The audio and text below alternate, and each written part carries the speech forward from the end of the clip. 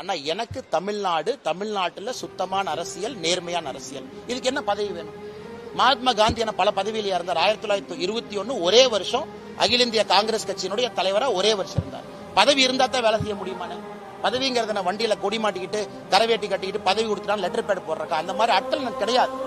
நான் பதவியில் இருந்த பொழுதே சொன்னது பதவிங்கிறது வெங்காயம் மாதிரி தான். இன்னைக்கு அதான் சொல்ல போறேன். என்னை பொறுத்தவரை சுத்தமான நேர்மையான, ஏன்னா உங்களுக்கு காலம் போயிட்டு இருக்கு, எனக்கு காலம் போயிட்டு இருக்கு. இன்னும் 10 வருஷம் முளைச்சா தடி வச்சுதான் நீங்கள் நான் நடக்கணும். வயது இருக்கும் பொழுது, நரம்பு சரியாக இருக்கும் பொழுது அதெல்லாம் பேச முடியும். 60 வயசு இந்த மாதிரிலாம் நான் பேசிட்டு இருக்க முடியாது. கே நேரு ஊழல் பண்ணாரு, இவங்க ஊழல் பண்ணாரு, இல்ல லாரி வச்சு ஏற்றிடுவாங்க. அதனால இப்போதைக்கு அதை பேசுறேன். மாற்றம் நடக்கும் என்று நம்புகின்றேன். அதற்காக காத்திருப்பதற்கு தயாராகவும் இருக்கின்றேன். என்ன நடக்கும் பார்ப்போம்.